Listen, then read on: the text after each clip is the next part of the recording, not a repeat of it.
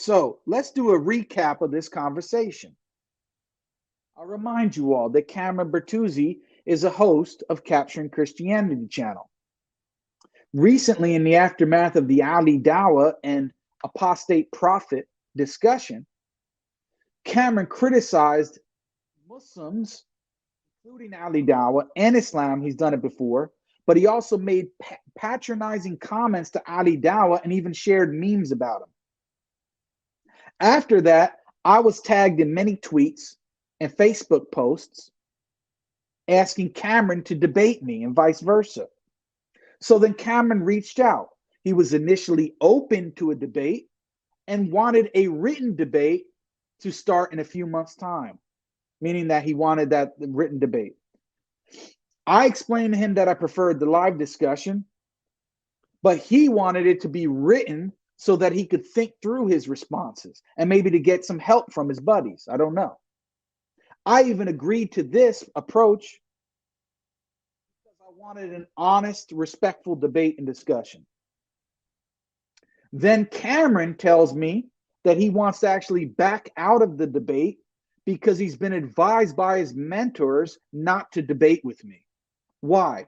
By his own words, because he is not suited to defend these fundamental doctrines of Christianity, but he wants to attack other Muslims when he thinks he has the upper hand. But when it came to me, he folded like a pretzel.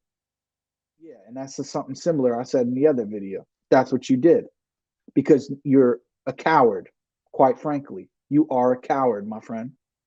I have to say it clearly. And again, I'm not saying this, I'm not disrespecting all Christians. I love Christians. I have a lot of respect for a lot of Christian scholars. There's no disrespect to Christians. This is about you personally, Cameron. You're a coward, and you know you're a coward. Now, furthermore, Cameron then, even after backing out of the debate like a coward, he said that he was willing to potentially host a debate or discussion between me and a Christian scholar who is equipped to discuss the incarnation because he himself, by his own admission, isn't equipped to stand in the discussion with a Muslim like me.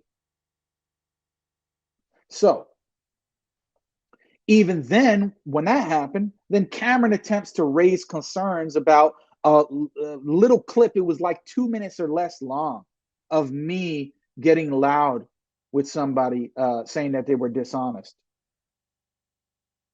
And then after I explained to him, look, you don't know the what that discussion was about. You don't even know the context, and nothing like that is going to happen on your channel anyway. Then he backed out of even hosting me on his channel because of that. Now, what I'm showing you guys is that he's dishonest, inconsistent, a coward, and a hypocrite. Why? Because he had David Wood on his channel, who, what do you want to say? This guy, what is he, a choir boy? Altar boy, David Wood? Come on, get the hell out of here. Then you had Frank Turek on with posting his stuff, which I showed you that picture. You were defending him. You had T-Jump on, who gets into cursing and shouting matches with people. And you wanted to have Jay Dyer on, even after knowing that he did far worse than anything I could have imagined. And I don't care about Jay. Let him do what he wants. That's his business. And then in a post with you, in private message with you, he called you an idiot and low IQ directly to your face in a direct message. And even after all that, you still asked him to come on your channel. This shows you how much of a snowflake hypocrite you are. You're a phony. You're a fraud. You're a wannabe. That's what you are, man. And everybody can see right through it. Watch my debates with top-level Christian scholars. Never got disrespectful with them once. And I'm still friendly with them. Now, let's show the real reason. And yeah, Jay Dyer also said that you guys are being super gay. That's another good point. Let me show you one last thing on this, and then I'm going to close it. So let me show you guys this one last thing here.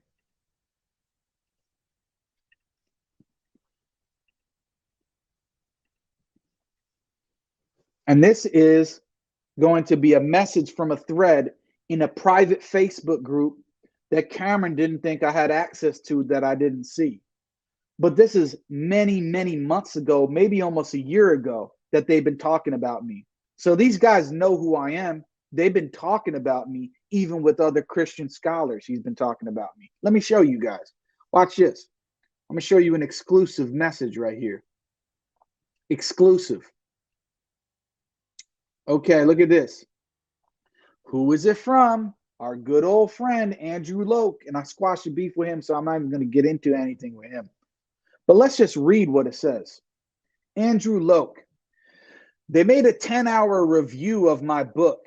I gave up listening after a while because they misrepresent me again and again. He's not talking about me at this point. I don't think anyway. By ignoring the context of my statements, and also made many personal attacks. And Digital Gnosis, who's a atheist YouTuber or whatever, I don't know, he's agnostic, I don't know what he considers himself, has been joining forces with the Muslim metaphysician and Paulogia in making personal attacks against me as well. First of all, I never spoke with Digital Gnosis to try to make personal attacks with you. And the same thing with Paulogia. Only time I messaged Paulogia would have say, look, I'm having an issue with Andrew Loke, and I wanted to use some clips of your video to show that there's a pattern with this guy. But I never cooked up anything with him, nothing. And he can confirm that. But they think they're trying to make this like conspiratorial because I'm in their head. Watch this. Cameron Bertuzzi replies, Nathan Ormond, who is Digital Gnosis. His background is pretty fishy. He reached out to me a while back on Messenger while he was going through his deconversion from Christianity. There was something off back then, and I couldn't quite put my finger on it. I looked back through our messages recently with the theory placed by someone else that his deconversion was faked. That theory makes a lot more sense of those messages. In any case, I wouldn't take him seriously. So this is what he's saying about this Digital Gnosis guy. Now watch this from Andrew Loke. Interesting theory, something to consider. However, I think the fact that he has joined forces with others, even Muslims, with an exclamation point, which sums up this entire discussion. Watch this. Should be taken seriously because taken together, they have a significant number of followers. So this shows you they're worried about the Muslim metaphysician. They're worried about me, and they think I'm teaming up with Nathan Ormond and this other guy, Paula G. I didn't team up with them with nothing. Nothing. Many of them like to post many YouTube comments making accusations against Christian apologists. And I know of Christians who have been swayed by these comments because they didn't know that the accusations are false, which is a lie. I don't go around making comments about Christian apologists. If I do, like Andrew Loke, I made the videos right on my channel. But I already squashed it with him, so I don't need to really pick on him. But the fact of the matter is, look, Loke, you said this. And let's pay close attention to something. This is an interaction on a private group, so they don't think anybody's going to see this. But guess what? I saw it, Cameron. I saw it. Why? Because I've got eyes everywhere, my friend. I got eyes everywhere. And guess what? By the way, even as a Christian, you know that God is always watching. So don't be a hypocrite in the shadows. Don't try to move like an Islamophobe in the shadows. Come out with it if that's who you really are. Do what you got to do and say what you got to say. Because listen, look how Andrew Loke phrases this conspiracy theory of me hooking up with these atheists, which never happened. It's just totally in his own mind. However, I think the fact that he has joined forces with others, even with Muslims. Well, hold on a second. God forbid that he teamed up with Muslims. They're the worst of the worst. How could he possibly team up with even with Muslims? Question mark, exclamation point. Trying to say, oh, it's significant that he's teaming up with Muslims rather than something else. Oh, if it was a Hindu, it's a Hindu, it's not bad. It's a Jew, oh, it's not that bad. Oh, it's another anti-Christian group, oh, it's not bad. I mean, we see the clear bias in these people. So this is some advice, okay? This is to the Muslims now, and I'm sorry to say this. I'm not saying to we have to judge by apparent, but be a bit skeptical because some of these guys try to act nice, but they're really phonies. Under the skin, you peel it off, you peel it back, you see, boom, what's waiting there? It's an Islamophobe just waiting there for you. They're not genuine. A lot of them are not genuine. They're not serious. They don't want to put the Islamic message forward. They don't want to give Muslims a fair shake at it. He doesn't want Muslims on his channel, and he definitely doesn't want me on there, and he would never debate me. He would never debate me because he knows it wouldn't go too well for him. Wouldn't go too well for him. Even if he had all his help and his little ghostwriters, it still wouldn't work. Still wouldn't fly. So you can be confident mocking Ali Dawa, but when I step up to the plate, what'd you do? You ran away like a coward. And I showed the hypocrisy based on several factors. David Wood, Jay Dyer, Frank Turek, T-Jump. And look, after Jay Dyer was calling you an idiot and low IQ to your face, you were still willing to have him on his channel, sucking up to him.